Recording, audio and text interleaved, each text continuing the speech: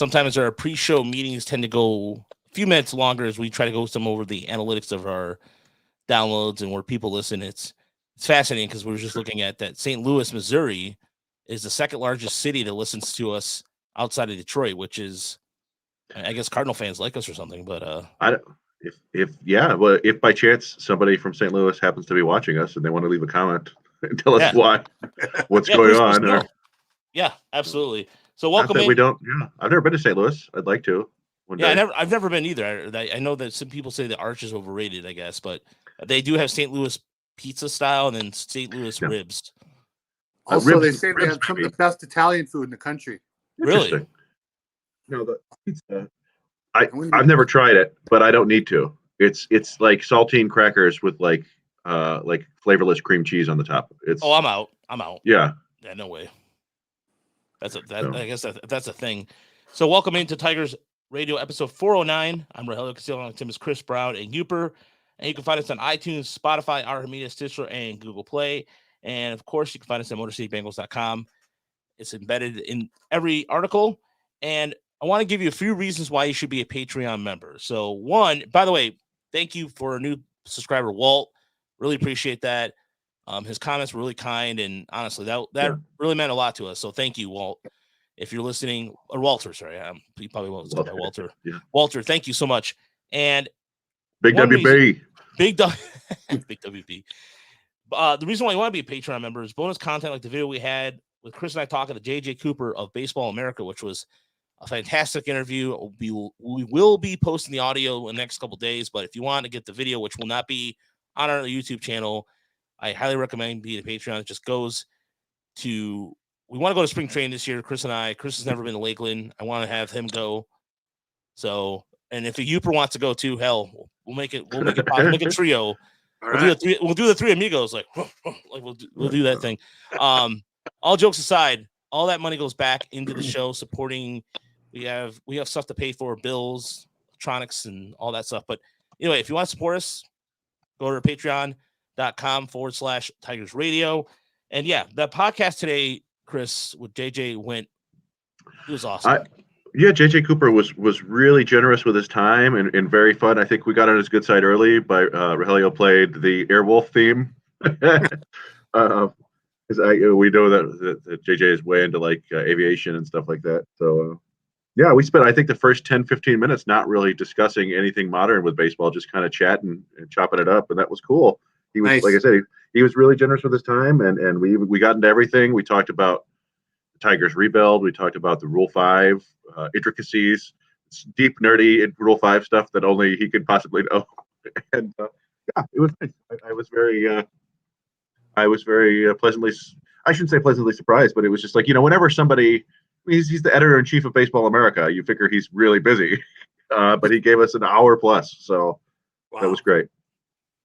Yeah, and it was funny too because he kept saying stuff like, I'll give a couple of hints or a couple of teases about I'm sorry to bring up the JD Martinez trade or some of those, some of the stuff like that. But even in terms of the farm evaluation, just kind of, I asked him a question about the infield, and some of the answers he gave were pretty well in line with Chris and I know Uper for a fact we're thinking too, but it was very eye-opening in a sense of just getting more of a painting a picture of the rest of the league, what they think of the Tigers and what have you. And then just kind of reminding JJ, and he was well aware of it, the lack of infield prospects that have been developed as regular players. And so the answer he had for that question was a good one too. And it was something that, again, I can't wait for everybody to share that audio, but if you are a Patreon member, you can watch out the video now.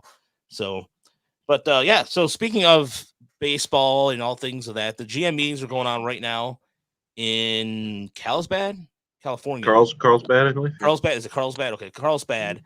And there's of course, you get in the series of MLB.com reporters reporting the Tigers are interested in, which is nice. It's really cool to hear. So they're interested in John Gray, Erod, Steve Matz, and D. Splafini, I believe. Yeah, that's the other one. So I'll ask you guys. I did an article on John Gray, and I know we're good. I'm doing one on Erod that will be dropping tomorrow morning. But I'll start with you, Uper. Of those 4, the Tigers are supposedly showing interest in. Well, when we talk about signings like this, and you're looking at 4 guys, and you're trying to maybe pick 1 or 2 that you'd hope they zero in on, I like to look at what's possible, what's the highest ceiling possible. And I know going forward, I mean, their careers could all go multiple ways. So I just look back a little bit about what they've done in the past. And it looks like, to me, Rodriguez, in terms of his strikeout numbers, but also if you just like WAR, his B WAR, he had a 6.1 in 2019. That's far and away the best season any of those guys have posted. So if he's healthy and they feel good about his arm, I know he was a little bit down this year, but I think in terms of the highest ceiling, to me, it's Rodriguez. Then in terms of B WAR, it was kind of a draw between Gray and DeSclafani. They had a 4.1 and a 4.0 respectively, so pretty much the same. And then Matz was he'd be kind of the lowest one for me in terms of strikeouts and what he's done and what his career season looked like so far. He'd be number 4. How about you, Chris? Yeah, no, I'm pretty much in agreement there. I think Eduardo Rodriguez is the one that I don't know. It felt like a couple months ago, nobody was really mentioning him as one of the more interesting pitchers on the market, and it was because he had a rough year by ERA, but I think he had the biggest discrepancy in all of baseball between his ERA and his FIP, his fielding independent pitching. It's let's see, 4.74 ERA, a 3.32 FIP. Wow. And so, FanGraphs has their roster resource thing that allows you to look at all the free agents, and you can filter by position and so forth. And according to them, they project using their ZIPS, Dan Szymborski's ZIPS projection system, projecting WAR for the next few years. And Eduardo Rodriguez has the 3rd highest of any starting pitcher available this year, according to that. Basically, ZIPS projects Max Scherzer to have 4.2 WAR next year and Carlos Rodon to have 3.8, and that's Eduardo Rodriguez at 3.7, ahead of Robbie Ray and Kevin Gossman and Justin Verlander. So, I mean, that's one projection system. It doesn't mean anything, it's absolutely going to happen, but he's a guy who has a lot of talent. And as Yoop said, he's got a 6 WAR season under his belt. It's a different WAR system, and we'll talk more about that later. Yeah, so he would be my top choice. And then after that, I like Matz, but I worry about. I think he's had some injury troubles throughout his career. Like, I don't know if it's been as pronounced as, say, Carlos Rodon, and he hasn't had like the control issues of Robbie Ray, but he also, I think, has a much lower ceiling. He seems like the ceiling of like a number 4 starter to me, and I feel like it probably same with DeSclafani. I do feel like there's more in the tank with Gray and more in the tank with Rodriguez above him. So those would be my top 2. And just in general, I think it's kind of interesting and fun that the Tigers are being linked with these guys. They're not. I don't think we've heard them linked with, despite writing articles about it with Scherzer and Robbie Ray and stuff. We're doing that because we're just trying to cover all our bases. Due diligence, of course. Yeah, we're trying. They're not linked to these guys who are going to be getting $25-30 million, but it's kind of a far cry from the Jose Ureñas, the Julio Terrans, the Mike Fiers. Who else were they getting in the years past? Matt Mike Moore, Pelfrey. Well, yeah, even I'm thinking more like Pelfrey will do, but like the bargain bin guys. Yeah, last 3 years, just hoping against hope that one of these guys has like a turnaround season. These are legit like mid-rotation back end starters that they're looking at, guys who are going to be making somewhere between $10 to $20 million a year, depending on who they target. So it's nice to hear them connected with them. But again, I mentioned my conspiracy theory in our private chat that a lot of times it seems like it's John Palmarosi who's the one mentioning the Tigers are linked to these guys, and he has connections here. But I always wonder, and this is one of these days I'd love to have one of these newsbreakers on, the Passan or Robert Murray from Fansided, and talk to them about, because there's got to be a quid pro quo there. There's not. They're getting their information from agents and from teams, so there's always another side to it. Like, why do you want us to have this information? You're not doing this for me because we're buddies. So anyway, it's getting long-winded, but it's nice to hear the Tigers in these conversations. Yeah, I mean John Gray has one of the best nicknames of all time. Wolf should be coming directly. You sending the wolf? John Gray's the Feel wolf. better, motherfucker. Uh-oh. Yeah, that had to cut it there. Yeah, his nickname is the Gray Wolf. The Gray Wolf. Yeah, that's a sweet nickname. But all jokes aside, I did see that his projected WAR is similar to Alex Cobb of the Angels. So I like John Gray because look at his splits; they're dead even. He pitched well in Coors, which is very hard to do, and he pitched about the same on the road. He's got his strikeout numbers are good, and he has a really good couple of good pitches, good off-speed pitches. Slider, I think it was this curve or changeup. I can't remember off the top of my head right now. That looked really good, and he is a guy who can give you 150, 160 innings, which is kind of the norm today. If you're being honest about it, there's no more 200 and 220 inning guys anymore. It's not going to be the regular case going forward. But when you're talking about John Morosi for a second, this guy used to work for the Free Press, and he's well connected. He lives in, I think he graduated from the University of Michigan. He's from the area, and so it's one of those things where he's putting it out there. He's doing his due diligence, but I think at the same time, it was funny. Jed UK made a comment. It must be really easy to be an MLB.com writer. You just say a team's interested in something, rinse and repeat. And I thought that was interesting because for us, we have to take our shots in the dark. We have to make educated predictions. We're not going to make some sort of half-ass statements, what have you. And good evening, Christopher. How you doing? And I'm not going to do that. And for Motor City Bengals, and this is something that is co-editor and you and I are both on the same page about. We're not going to half-ass something and make some like, oh, they're going to sign Justin Verlander. They're going to sign Max Scherzer. They're going to bring back Robbie Ray. Huzzah! The 2014 rotation is back. Well, it would be kind of funny. That might even be a fun article to say. What if the Tigers signed nothing but former Tigers this offseason? How much better would they be? You got Jose Iglesias, you got Avi Garcia, you got Nick Castellanos, you got JD Martinez isn't available, but you could get Verlander, Scherzer, Ray. It would be kind of fun. Yeah. So it would be kind of funny, but I just want to step back for a second. We talked about MLB.com writers. There was that one great article about John Gray by Mike Petriello, who is fantastic. Does the podcast, used to be the StatCast podcast. I forgot what it's called now.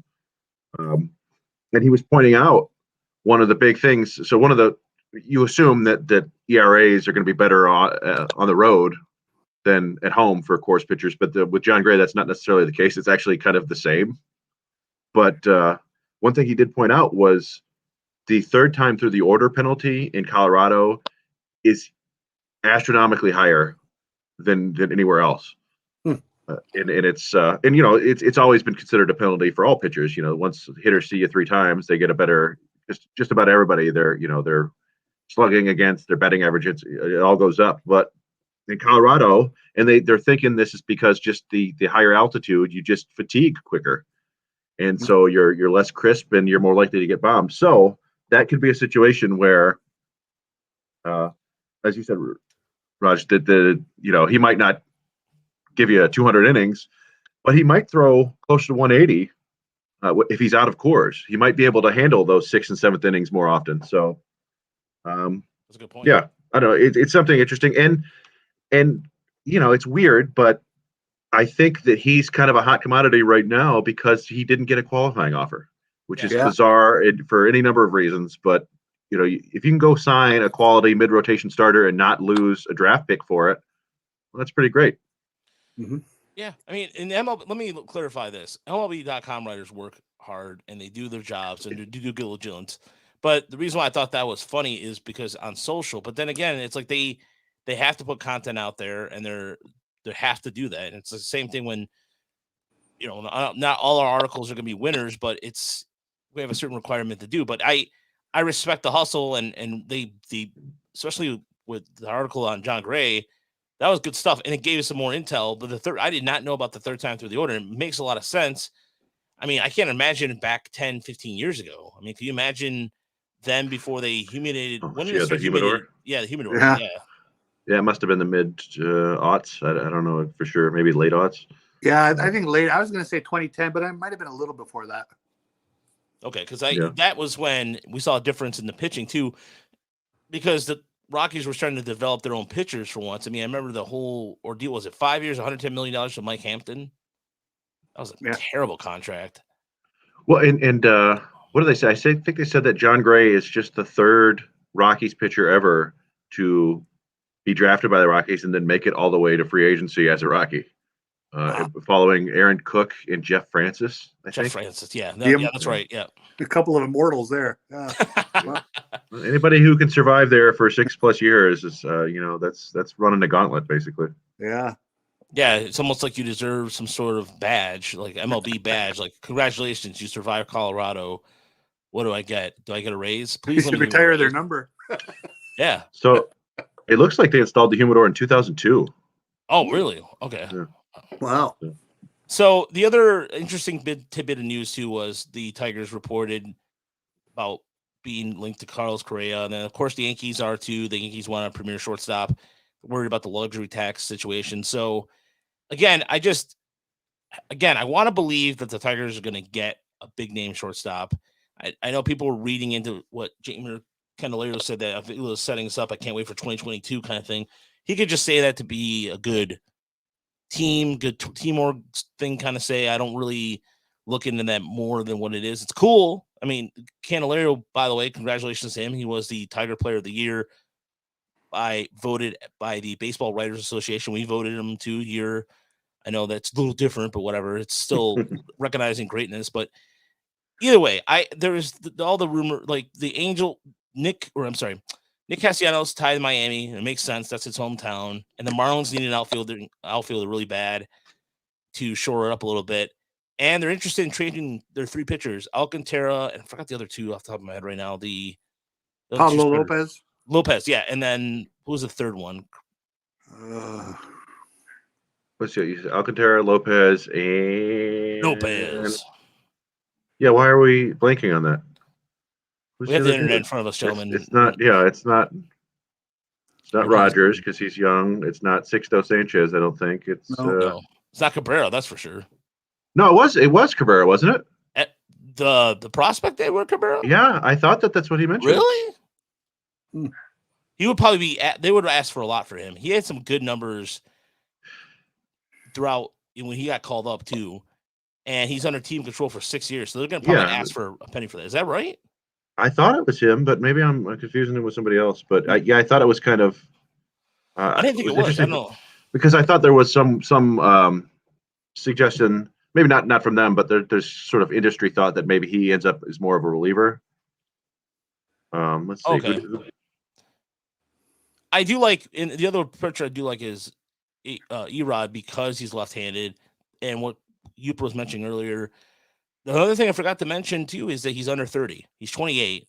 Yeah. And so that serves in, like, there's something this philosophy I've talked about numerous times. If you're under 30 and you're a MLB pitcher and you don't have any arm issues, you're going to get paid. It's just that simple. You could be 29, but if you're under 30, if you're on that 30, and that's also going to play a part in the show a little later, you're going to get paid. And definitely, I know the Red Sox offered him a multi-year deal, but nothing as of yet.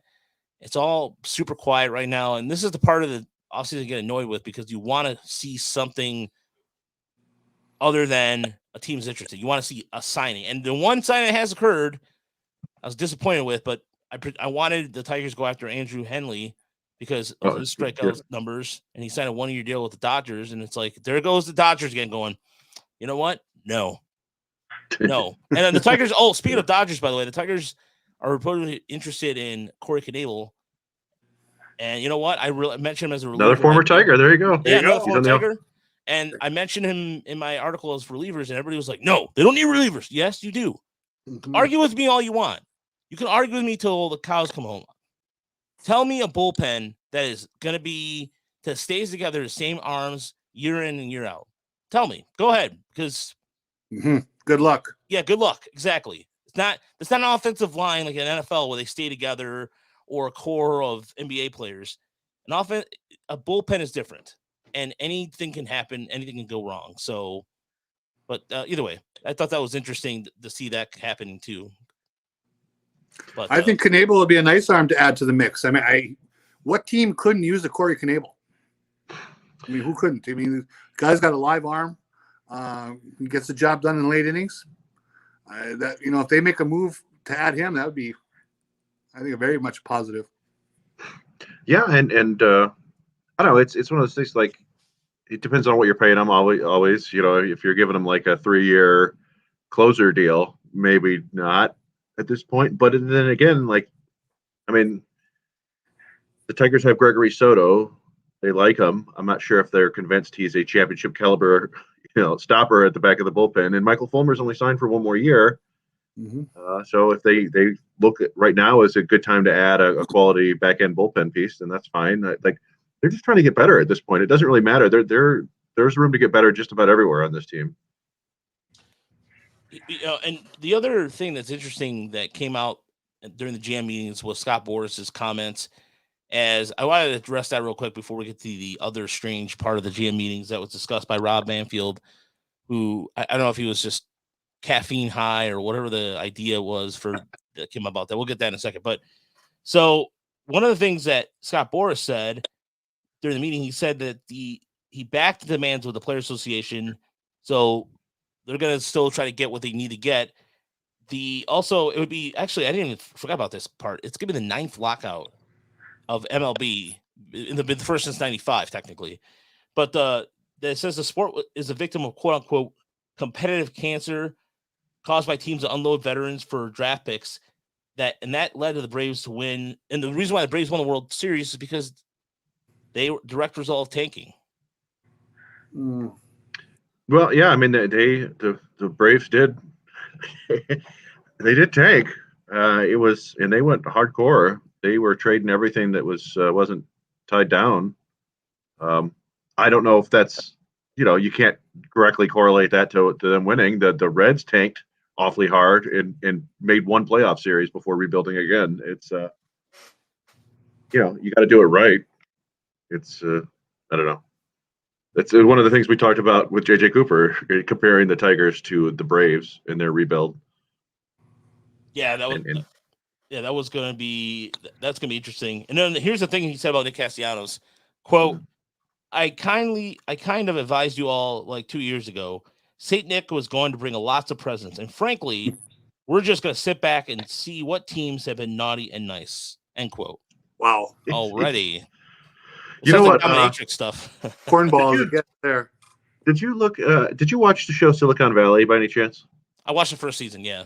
Do you remember the head of Hooli, the company, the fake Google company? His name is Gavin Belson. Yeah. And he was this pompous ass, Silicon Valley, I guess, trying to be like a Steve Jobs or whatever. And he would always bring in these animals to give like a talk, like consider the elephant. He does one. There's one with like a bulldog. He's like, consider the bulldog. Disgusting. And like uses it as an example. And I swear to God, like I saw a picture of Scott Boras holding court the other day, and from the side profile, I was like, oh my God, it's Gavin Belson. He looked exactly like him to me, and I'm like, oh yeah, you know what? It makes sense. He's making all these weird extended metaphors and giving guys nicknames and stuff. It's always such a weird part of the off season, but he gets the job done, man. You can't argue with that. Yeah, he is very captivating, and he also did you're talking about metaphors. Yeah. He did one on Chris Bryant. He compared Chris Bryant to Sean Connery, saying, "Oh, this version sucks." Oh shit! Another. I gotta find this. He has Bond-like abilities to create a great middle of the lineup. He's always red hot in the hunt for October. He's an extraordinary gentleman, and he is in a league of his own. So wait a minute. He mentioned 2 good movies, Bond, of course, the League of Extraordinary Gentlemen, which was a bad movie, and the reason why Sean Connery quit doing movies. That was his last movie. I believe that was his last movie, and then he was called it done. And it was just weirdly weird how he put it. Like who the heck does that? It was clever. So I mean, imagine him mentioning whose character, the guy who Sam. his second in command, who ends up dying, was the one that talked about he wanted to own a farm with rabbits. Sean Connery is second in command. Remember that Sam? What's his? You've seen the Hunt for Red October? Oh, the Hunt for Red October. Yeah. Sam Neill. Sam Neill. Sam Neill. Yeah. I thought you had gone off to talk about like Of Mice and Men.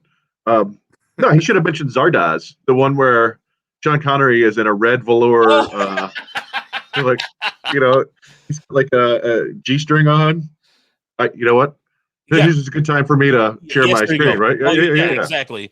Give everybody the visual out there for people watching this on YouTube and go, wait, what are you talking about? Sean Connery in a red G-string. What? Yeah, that is a movie that actually existed in the 70s. Yikes. Late 70s, and he has it's not a G-string. I don't know what you call it, but I don't know. Borat has worn something similar, I would say. I need to. All right, here we go. All right, here we go. Not Borat. Sacha Baron Cohen had another character that had a neon green looking thing that's very similar. Oh, yeah, it was Borat, wasn't it? It wasn't Bruno, was it? I think it was Bruno. I don't remember off the top of my head before, but yeah, he would say too. Here's a quote here, and all right, Chris. Here we go. Can you see it? Here, hold on. Whoa, where is it? Oh, wow. This is a movie. Look at it, big leather, like thigh-high leather boots, a little gun, and that was a movie. So the people who are on YouTube little right gun now, jokes just make themselves there. But. Yeah, YouTube. Yeah, our YouTube people listening to us on YouTube or watching YouTube, going, "What the hell just happened?" We'll have to include a link or a picture. Here's another one as another metaphor, and this is referring to Michael Conforto, who the Tigers have expressed interest in. Who I'm like, okay, I like that idea. They have? Yeah. There was a article or somebody said it on Twitter. There was somebody reported on that because he was the one that the Tigers asked for in the JD Martinez trade. And instead they're like, here's Jose King and Sergio Alcantara and Lugo. Yeah. Which again, now that's another story for the podcast with JJ. But this quote is great. He has become the quote unquote king of queens. And Boris said, but quote, in free agency now, he's kind of like the ace of many GMs' hearts. Which Sandy Ellison responded with this. You're gonna love this. Quote, those comments I would characterize as a blowhard in a house of cards. Savage. Oh man. It's a couple jokers short of a full dick. Yeah, I know. I mean, it's always kind of ridiculous, but like, it's crazy like a fox. Boris knows he's not being like a poet or like super clever here. He's saying things that get people talking about it, and we are. Yeah. And just to jump back a bunch, so with John Rossi was talking about the Marlins, it was Alcantara, Lopez, and Eliezer Hernandez was the other guy. Okay. So sorry but yeah, I mean Hernandez had a solid 11 starts this year. He's only 26 years old. Apparently the Blue Jays are looking for starters everywhere. So. Well, you would have to think that one of those three guys would tempt the Tigers in some fashion. I don't know if there's a deal to be made there between the two, how they match up. Yeah, it just depends on what the Marlins are looking for. If they're just trying to get another young starter, I don't know. I mean, would you trade Matt Manning for? You'd probably trade him for Alcantara, but yeah, I don't know. I mean, you're just trading 6 years for 3 years, basically. So every time I heard a Boris comment, this was going off in my head.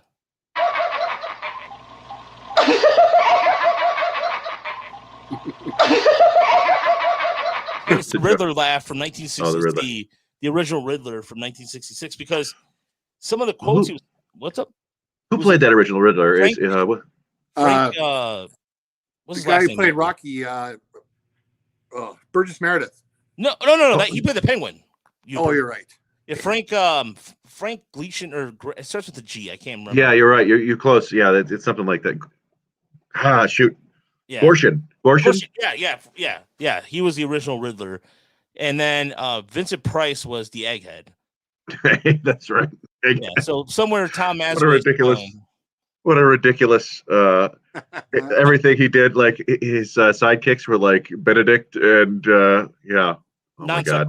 Total non sequitur. So, but get back on it real quick. But the last one the reason why I say those kind of laugh is this one right here is the one that is the corniest one of them all. On infielder Marcus Semien, quote, he brings a charge into the batter's box and kind of, insulates the middle field. So truly, he's a modern day Semien conductor. And we all know there's a chips shortage there's a chip shortage of chips worldwide, end quote. That's corn. That's like a dad joke. Oh, yeah, these all are. All of these are. Nobody talks about the King of Queens anymore. Come on. Nobody talked about it when it was on. I didn't watch the King of Queens. It was a CBS comedy. Come on now. Yeah. Did you watch the King of Queens there, Hubert? No. Very little. I mean, maybe 10, 12 times. For every corny CBS comedy, my wife likes them all. So there's Two Broke Girls. Oh yeah, she loved that show. She loved that show. That's a terrible show. I never got into 2.5 Men. I never got into Everybody Loves Raymond. I never any of that stuff. I watched some Raymond. Yeah, I did too. Yeah, it's about a sports writer. I mean that was pretty cool. I got. All right, that was non sequitur. But Chris, I want you to bring up this next thing, what Rob Banfield said about FanGraphs today, because this is something that Slack channel. It was just like, what? Yeah, I mean, I don't know if it was specifically Rob Manfred, but it was. We got news today from all the negotiations are ongoing, and the big sticking point of all of this seems to be service time. When guys become free agency, how players who haven't reached arbitration or free agency are compensated. And the story that came out today was that the owners proposed players be paid based on their FanGraphs WAR. These are players prior to free agency, and it was just a different way. Like, yeah, when you first hear it, you're like, "What in the world? Like, why would they ever do this based on a public-facing website?" We love WAR. We use it all the time. It's like 16 times in every Inside the Numbers thing for me. But I always look at it as, okay, this is the best we can do with the information we have. Teams know about the player's value more, and this is just an estimate. Mm-hmm. And so it's not outrageous. Then I read in it, and I go, okay, I understand. They're just basically saying this would replace the current salary arbitration system, where players, their value is determined, or the potential earnings value is determined in a completely basically in a dark room somewhere. The people have tried to figured it out, but we know, like, okay, yeah, Jeimer Candelario is probably going to make like $4.5 million this year. But like, if you did it based on his WAR, he'd be making more than that. So there are some interesting aspects of it, and but as they pointed out in the article, it would really hurt because it's FanGraphs. FanGraphs is based on fielding independent pitching, which is basically is the idea that what should happen. But it's not what did happen. That's what Baseball Reference WAR. That's why Casey Mize's Baseball Reference WAR this year is probably 2 higher than his FanGraphs WAR. I haven't checked, but he's probably 3.5 on Baseball Reference and 1.5 on FanGraphs, because his FIP was like 4.6 or 4.7. His ERA was 3.6 or 3.7.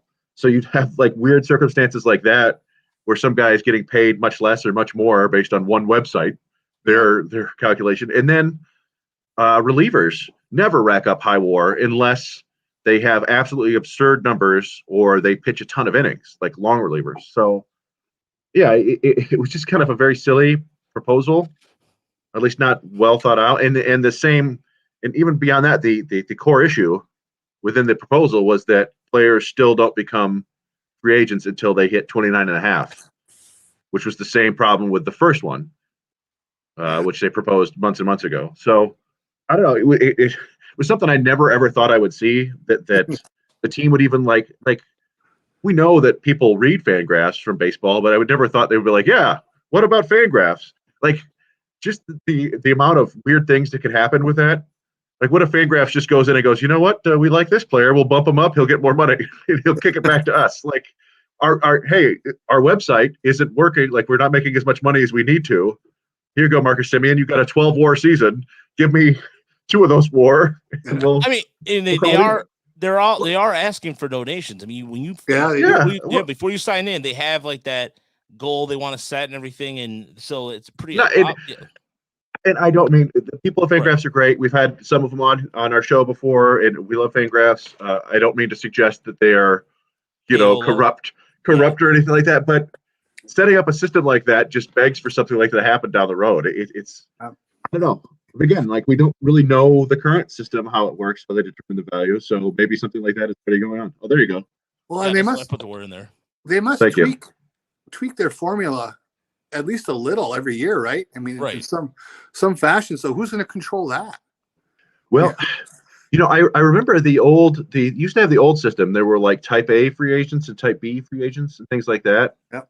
And I think Eddie Bajak, I don't know how he's pronounced his name, but he's Tiger's Twitter intelligentsia has been around for decades now.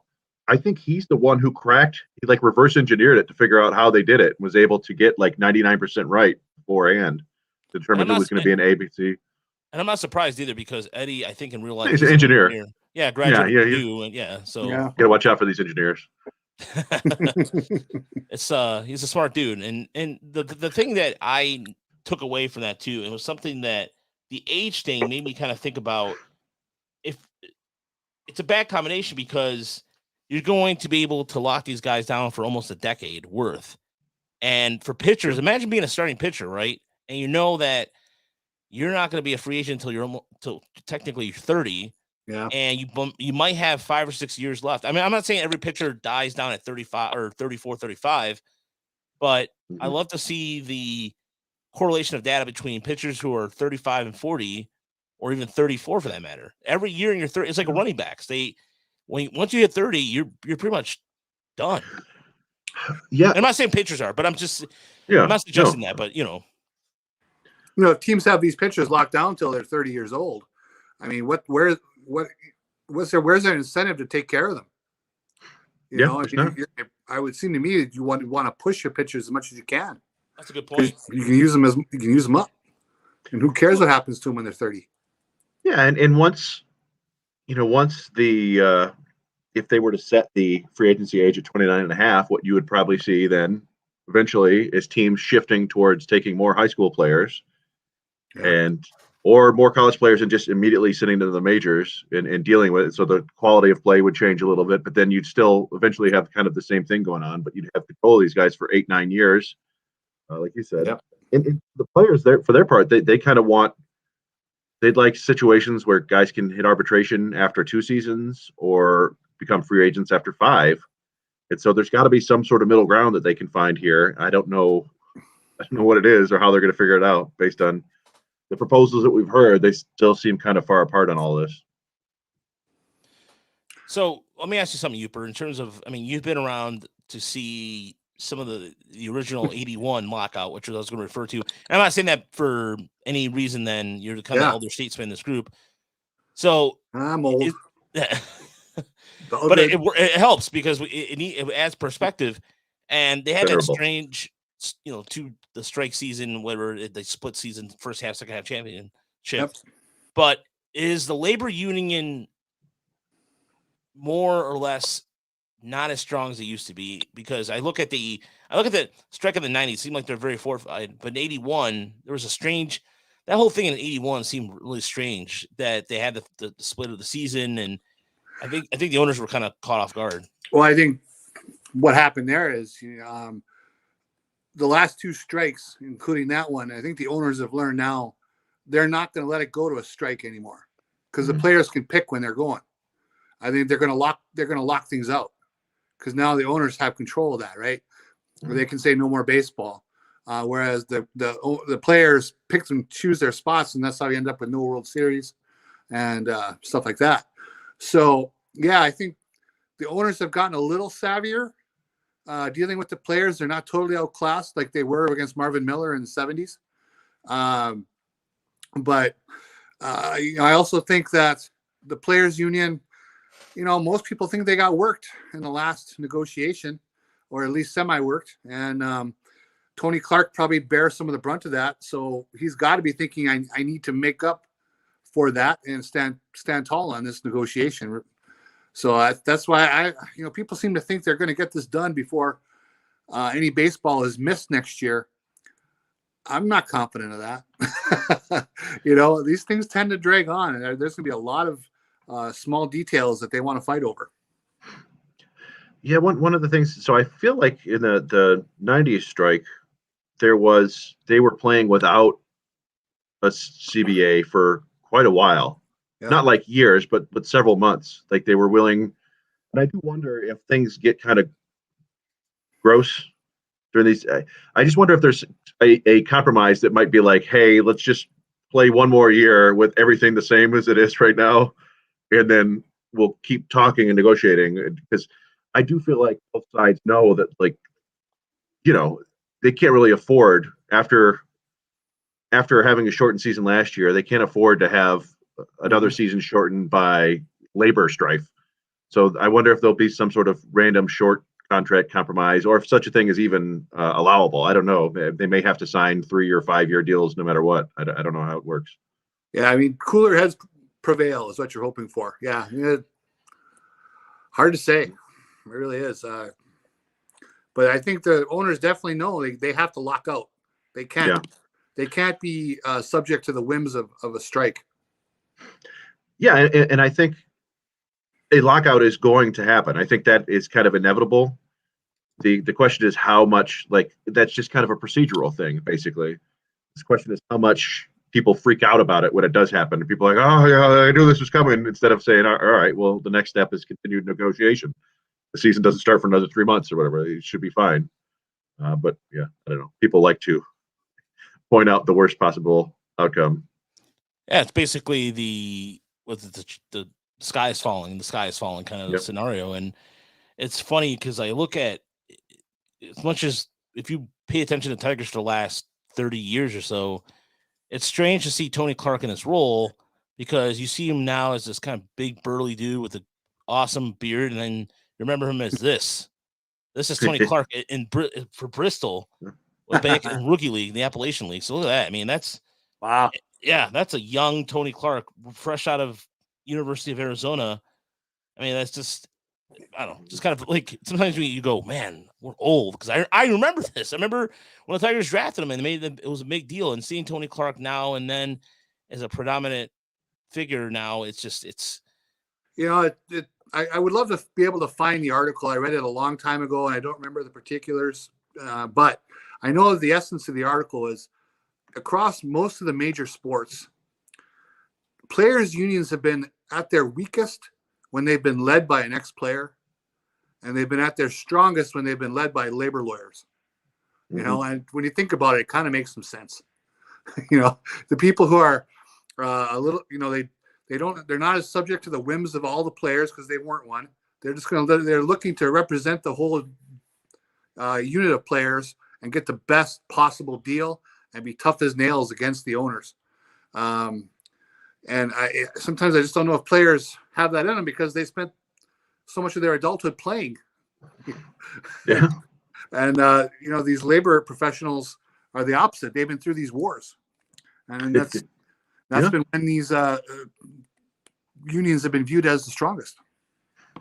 Yeah, no, and I remember certain players being very strong pro-union, like Tom Glavine. I remember being a real kind of hard ass for the players, and that, like, there's always good, smart players who like in any other, you're an auto worker, there's going to be a handful of people who are like legit, like way into this, understand law and fighting for workers' rights and stuff like that. I do wonder if there's a little bit, like if you've ever read up, there's kind of an unconscious favorable bias toward tall people in the world. Yeah. Like tall people make more money and get better careers and stuff like that. You got Tony Clark is 6'8". Like, I guess he's going to be a good union chief. He's so big. Well, you're like the NFL. Gene Upshaw what was his reputation, right? He was Paul Tagliabue's, whipping boy, for lack of a better thing, whatever you want to call it. They got a lot of bad deals in the eyes of many And they started doing better once they got a player out of that position and put a labor chief in there. I'm sure the owners don't miss this man right here, Donald Fear. Donald Fear. Yeah. I mean, look at his eye. I mean, look at him. He's like, I'm gonna bust you. I'm gonna bust you good and proper. He always looked like he smelled bad milk. Yeah, he did. Like, he had an intimidating face, and I remember him and Glavin were at these. When that strike happened, it was they trust in Fear, and he got it done. And so it wasn't pretty, but you're right, Uper. There is something to what you said. They're absolutely right, and finally, Marvin Miller is going to the Hall of Fame, isn't he? Now, Yep. Yeah, he did. He got. He actually voted in by the.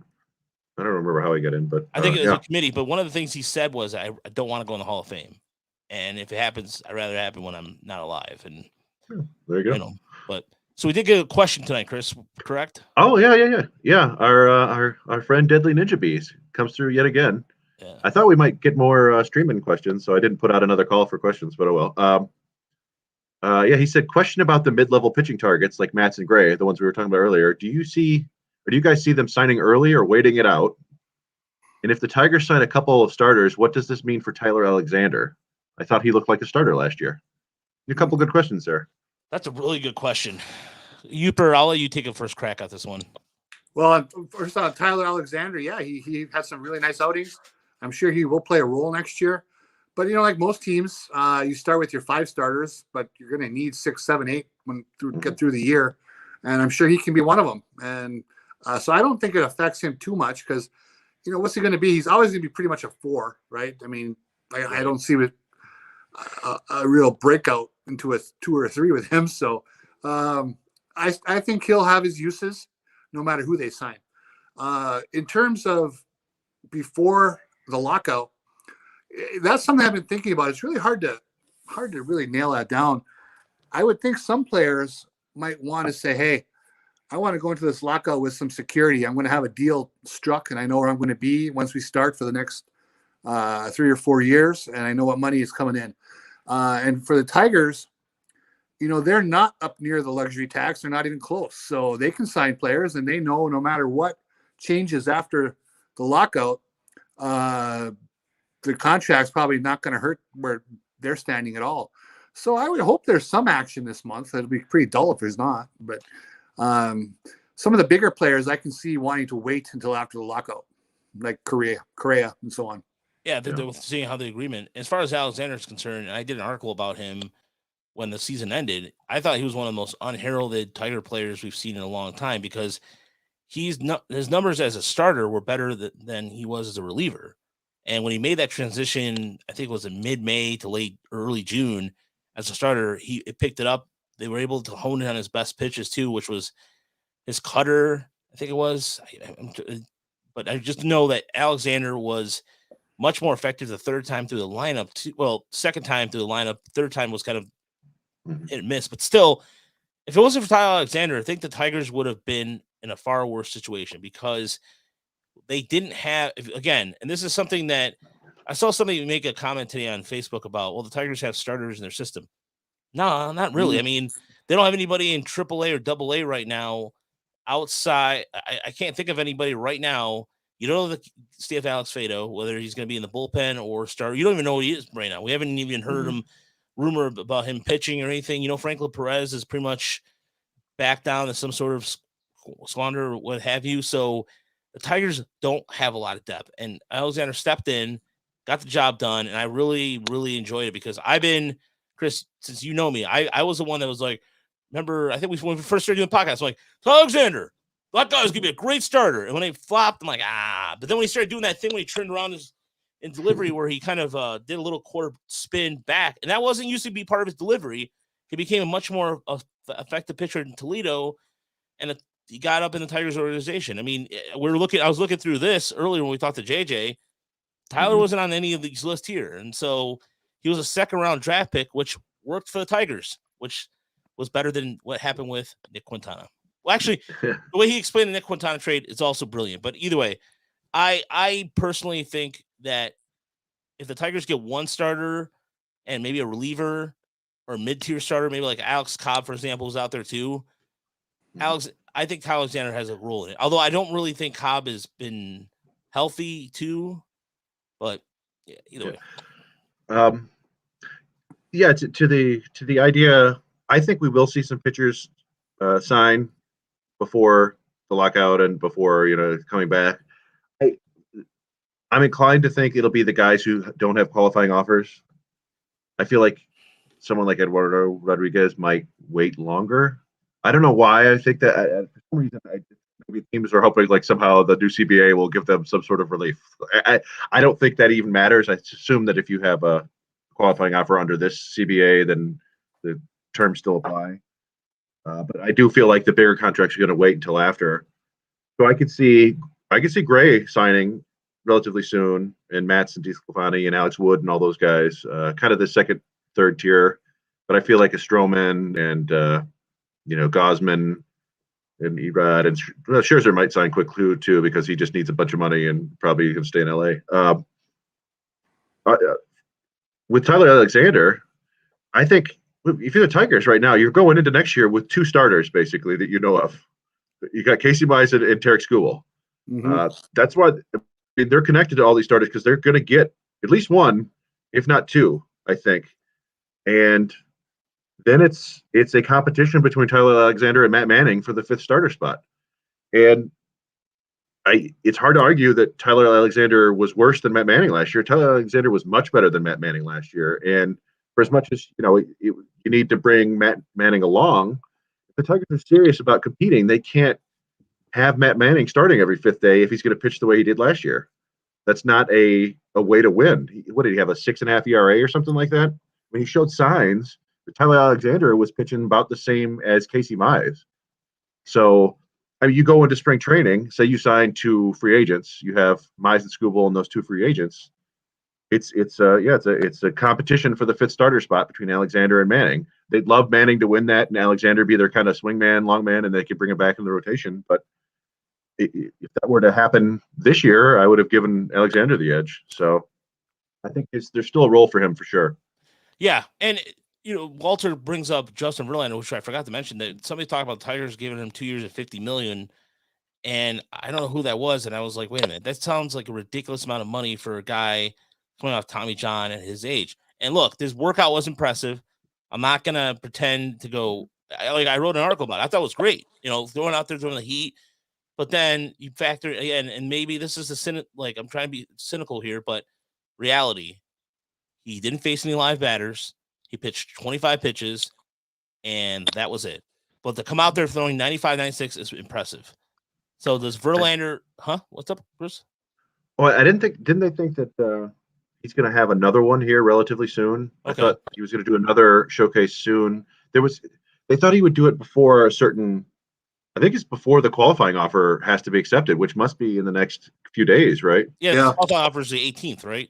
Yep. November 18th. Yeah. So they thought he might have another one before then. No, I mean, like, because the Yankees are tied to him too. But I mean, yeah.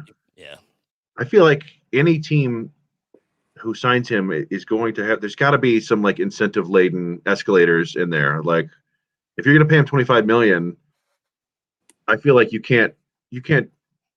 I mean, maybe you can, but I would think that like that last $5 million, last 10 million don't come unless he makes like 25, 30 starts for you or something like that. And how much can you expect him to throw after a year off and not, Tommy John surgery? I don't know.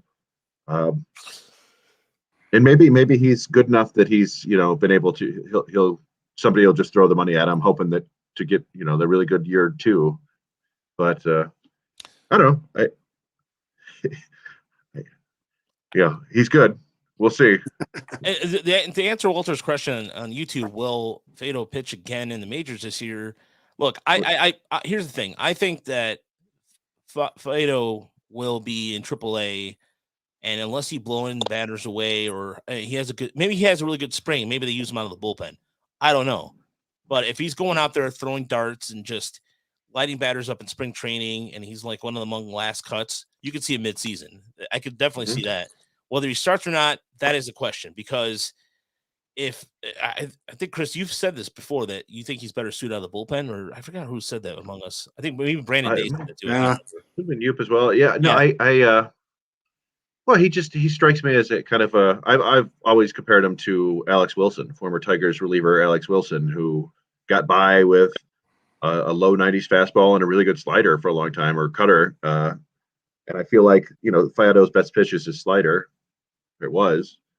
It remains to be seen. I think there's certainly it's a possibility we could see him pitching out of the bullpen in Detroit this year. We could see him make a dozen starts for the Tigers this year if things turn out great. It's tough to know. Right. It's kind of a comparable situation to Joey Wentz last year. Joey Wentz went back to Double-A this season. It was he was okay. He was mostly limited to 3, 4, 5 innings in any of his outings. They wouldn't let him throw, I think, past 80 pitches or so.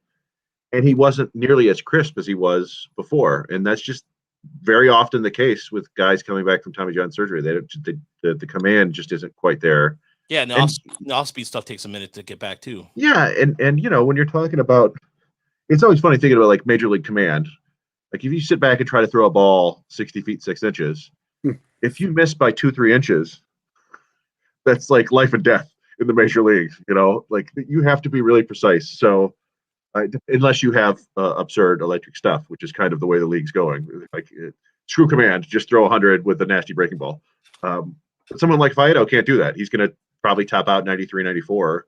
That's what he was doing before. So yeah.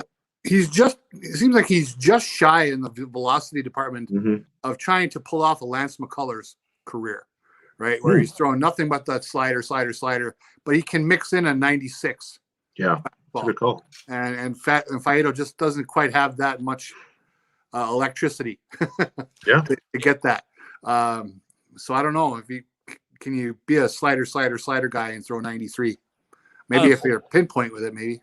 Yeah, and I was going to say, if he has to be one of those pitchers that has to be pinpoint accuracy in order to be effective as a starter, it reminds me of like Russ Ortiz. I mean, the former Braves and Diamondbacks pitcher, where he didn't have the velocity, but he had a book on all these guys, and he was all about control and pinpoint control. When he started losing pinpoint control, that's when he was just a crappy pitcher. Or not, I don't know how to say crappy. I'm sorry. That's when he started losing his effectiveness because he didn't have the velocity to go back there. It was always low velocity. Jar Jurgens comes to mind too, the former Tiger Brave. Same thing. Like when we lost his velocity, he wasn't the same pitcher. He didn't have that much velocity to begin with. Yeah. But he had to be pinpoint control, and those he might fall in that category. But for me, I think that this is my opinion. I think it might be better suited out of the bullpen, but it depends on what the Tigers do here in the offseason. I mean, I did the free agent minor league look over, and I think there's a couple starters out there that could just fit. Like Chris, your suggestion of was it Nick Castanelli? Ryan Castanelli. Yeah, Ryan Castanelli. No relation to Chris. Castellani. Yeah. Are they not related? I don't know. They might be. I have no idea. Yeah, I mean, if Chris wants to tell us, he would. But yeah, I think that he was a good idea because his windup, and I saw on Pitching Ninja, looked exactly like Max Scherzer's. So if you want the Max Scherzer thing without having Max Scherzer paying the money, hey, then you can give that. And Walter asked about what do we expect out of Wentz next season. I think he's the real wild card. That could be one of our fun stories next year. Now that he is in year 2 back from Tommy John surgery, and he looked, not great, but not bad. He could really take a step forward. That would be really fun to see. That's something we don't talk about near enough. Yeah, from watching him this year, it seemed interesting because his changeup was his best pitch. And whenever you got a lefty with a good changeup, you've got a chance. Like I think of like Nick Ramirez. He didn't have a long career, but he was a viable pitcher for the Tigers because he had a really good changeup that he could throw at any time. And Wentz has a lot to like. He's a big-bodied kid. He can get the ball up to 94, 95 occasionally. He doesn't sit there. And he'll show 2 different breaking balls. I think he's definitely got a chance to make some starts next year. But it does. He has to be better than he was this year. And I assume he will be just from clearing that hurdle of the first year back from Tommy John. But yeah, he was not a guy who was. He just seemed to struggle to really put guys away easily this year. His numbers were okay, but it just wasn't kind of that efficient, effective pitch execution that you'd like to see. And I will say this: Oh, sorry. Go ahead, Chris. I'm sorry. Oh, no, you'll go ahead. If you're still talking about Wentz, that's cool. Yeah, I was going to say Wentz. I mean, Chris, I think we've seen this before. We saw this with Michael Fulmer. Second year back. I mean, the first year Fulmer came back from Tommy John, he was struggling. The velocity wasn't there. He had some good outings, and he talked about that. At first, we all thought that was, well, maybe it's just, but he knew exactly the process of what he was going through because he was still coming back from surgery. And I think Wentz next year in 2022, the velocity will be back up. I think you'll see a better version of him. And I think you'll see him starting in either Erie or Toledo at first, but I think the Tigers might bring him up at some point because when I read that study, and I put this in articles, it's true. A lot of the guys coming back the second year are much more effective. So now that he has a year under his belt where he knows what he's capable of, can he throw his same off-speed pitch like he did before? Can he snap one off, or can he get the velocity back on his fastball like he did before? He knows now with surgery what he can do and what he can't do.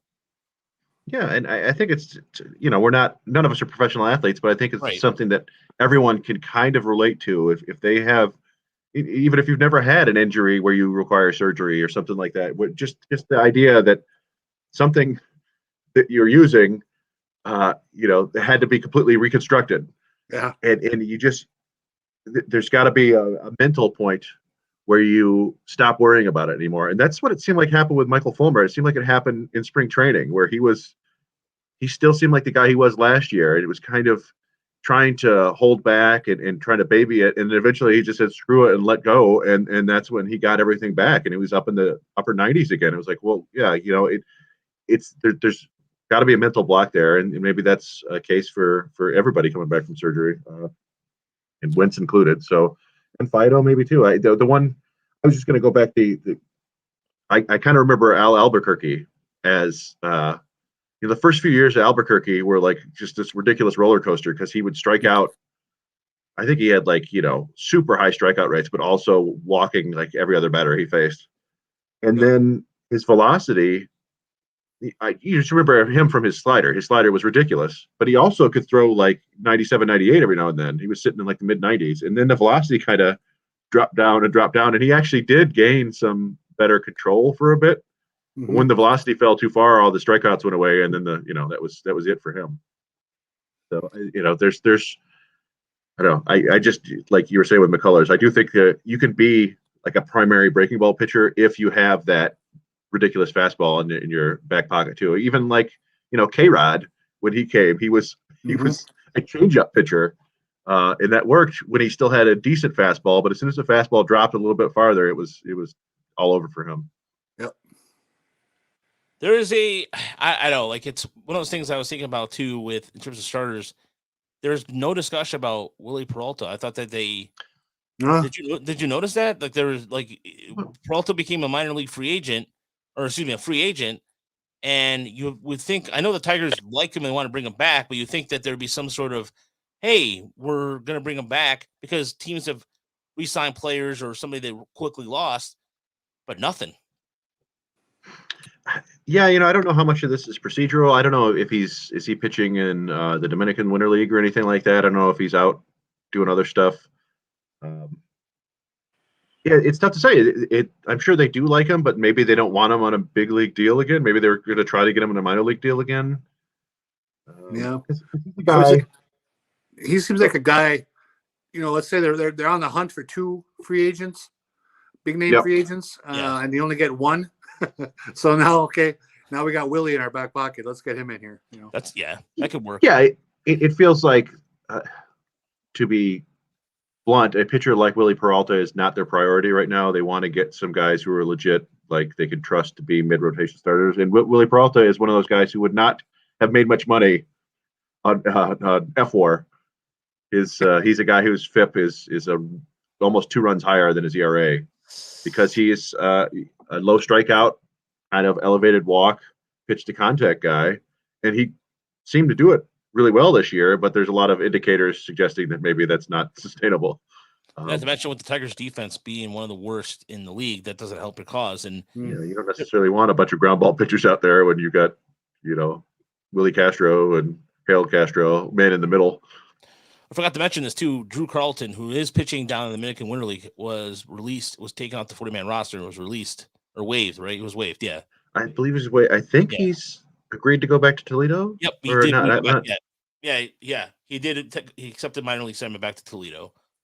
So Drew Carlton will be in Toledo's rotation or in the bullpen next year. No, sorry, the bullpen. But either way, I think that those are some of those little moves that we're talking about. Those things are starting to happen. We're definitely going to see a flurry of activity next week because you have to have everything set up for the Rule 5 draft. Again, there will be some clarification on the Rule 5 draft.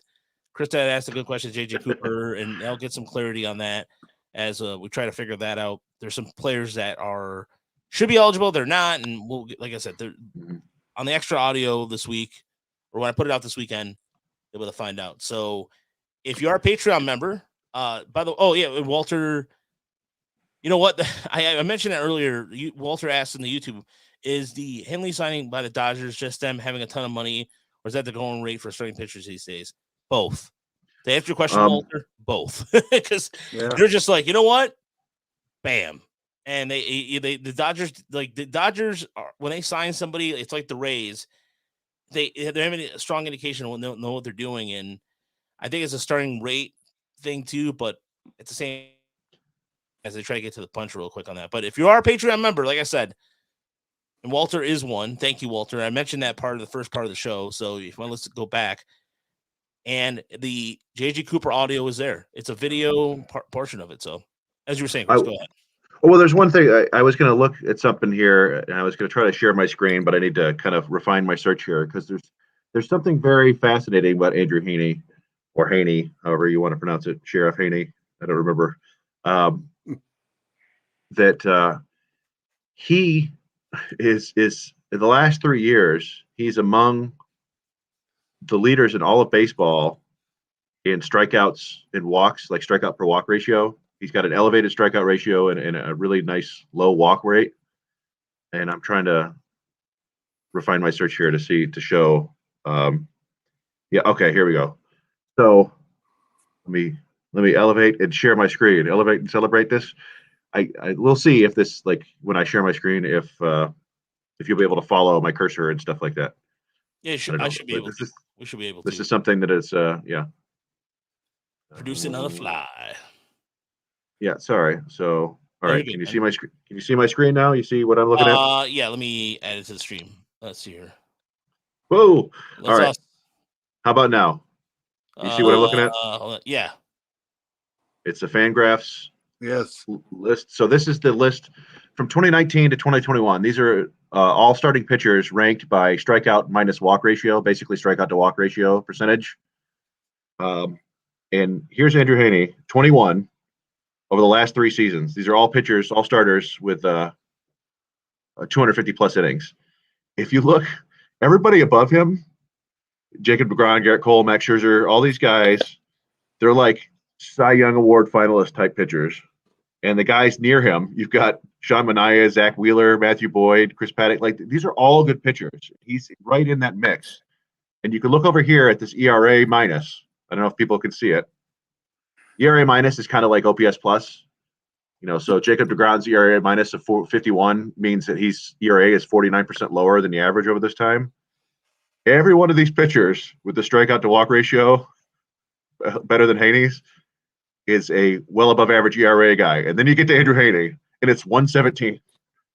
Ooh. And it doesn't make any sense to me. Like there's some. He's very much. I don't know who made the comparison, but he's very much like Matthew Boyd. I think it was Evan Woodbury. Yeah. And they both of their issues. They even have the exact same WHIP over the last couple of years, and their BABIPs are pretty close. They probably have similar home run issues: 179 home runs per 9, 175. So yep.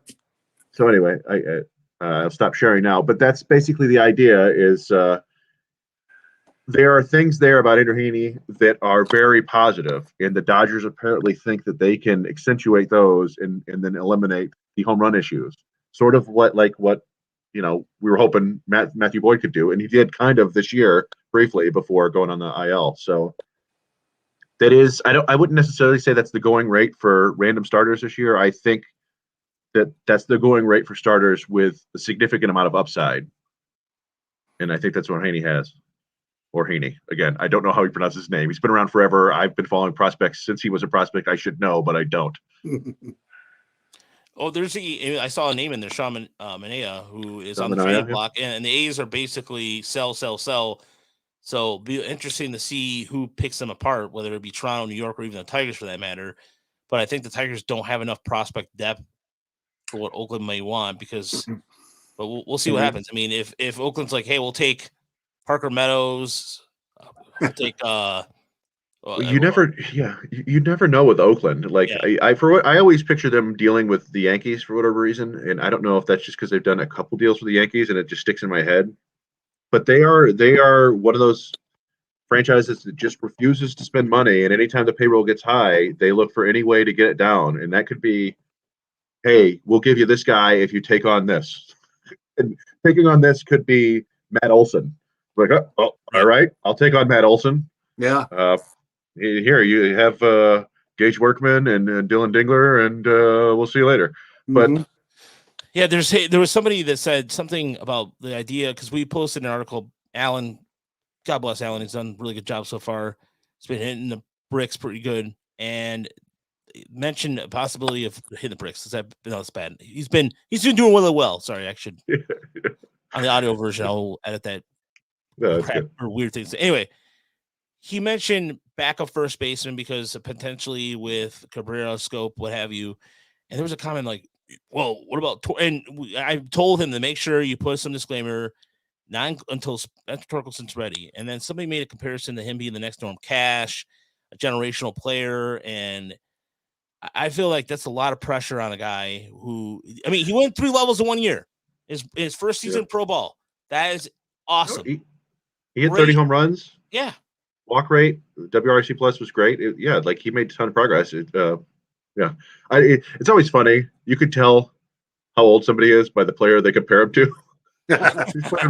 Norm Cash. Norm Cash, who came over in 1960, 1959? Yeah. 61. Yeah. No, that's fine. Like if you believe it's not to hijack the thread, but yeah, and by the way, Oakland has been doing this since they were in Philadelphia under Connie Mack. They've always done this. When they were in Kansas City, for example, how do you think the Yankees got Roger Maris? They would pick up, and Don Larson was a former Kansas City A. Oh, lots of guys, absolutely. Yeah, a lot of them, and they were joking around in the '60s that the Kansas City A's were the Yankees farm system. Yep. So this goes back a long time. Oh, go ahead, Hubert. Well, I mean, the A's definitely have some guys who would inject some juice into the Tigers lineup. You mentioned Manaea for the rotation, but you got to believe Chapman Olsen, one of those guys, could plug nicely into the top half of the Tigers lineup. You figure out a way to get Matt Chapman. You go, all right, well, Jamer, you can play second. Yeah. Or first. Or DH, or what? We'll put you in left field. We don't care. Jamer, you're great. Let's figure it out.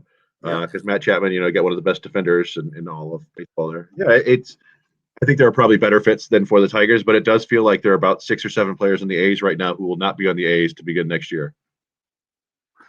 Yeah, even if they wanted to, he's under the suspension now, but would they move that Laureano guy? Laureano, yeah. Interesting center fielder. Well, I'd watch him play. Yeah. No doubt. So, Nick Plummer. Yeah, well, Nick Plummer, who was released by the Cardinals, former Brother Rice graduate. Yeah, and I'd love to see him in a Tiger uniform or Toledo uniform as a backup, whatever the case is. The Tigers should pounce on that because, Mateus is pretty good. I can't argue that. But so thanks so much for listening to Tigers Radio Pod. We're gonna have one more show next week, as we're gonna take Thanksgiving off, the week of Thanksgiving, because quite frankly, unless the Tigers do something that week, which watch what will happen Wednesday night before Thanksgiving, as we're getting ready to go to bed. Or if you're like, let's say you're 25 years old and you go meet up with your friends to go relive your high school glory days, because that's what you do the night before Thanksgiving. You meet up with your high school friends and you party. Watch what happens. No, I like the idea of Avila and Dabrowski meeting up and making a big drunken trade, and suddenly the Tigers have Alec Boehm and shots of wild turkey. Mick Abel, and Yeah. I did see that the Phillies are linked to Starling Marte, which makes a lot of sense. Yeah, that would be a good signing. That's actually would be a good signing for Philly. And they've also they have some, I think there's some rotation issues, or even I know they might be looking for a shortstop too. But They've got many issues, yes. Yeah, they do got many issues, including the eternal stuff they have going on. But honestly, it will have the JJ Cooper audio out here in the next couple of days. But I wanted to really give it out to our Patreon members. I know I haven't put out exactly some bonus content, but we're gonna start doing that here. We have the Ryan Kreidler breakdown. We have Erie. We're gonna start this week at some point. I've just been really slammed since I came back from work, and so the day job, and then Motor City Bengals is doing very well. So I want to thank everybody who's been reading. A special shout out to Alan and Gavin and Danielle for stepping up and doing writing and filling the void. And hopefully Kellen will see him back on the scene soon, and had a good conversation on what's going on with him. And so honestly, it's been a great month for us, and we appreciate you listening, all the great comments. And again, go to MotorCityBengals.com, check out all the great content. Tiger Minor League Report at Tigers ML Report on Twitter, Tigers Minor League Report on Facebook, and you can find our individual things, handles on there. So JJ Cooper will probably post on Saturday or Sunday, and I got, again, hour and 10 minutes. And so imagine having that and this show 2 hours and 30 minutes. Couldn't do it. So we gave you an extra bonus episode. And until then, again, thanks for the questions. Killer B again coming through. Appreciate it. And until next week, have a good week, everybody. Good night. Where's the money?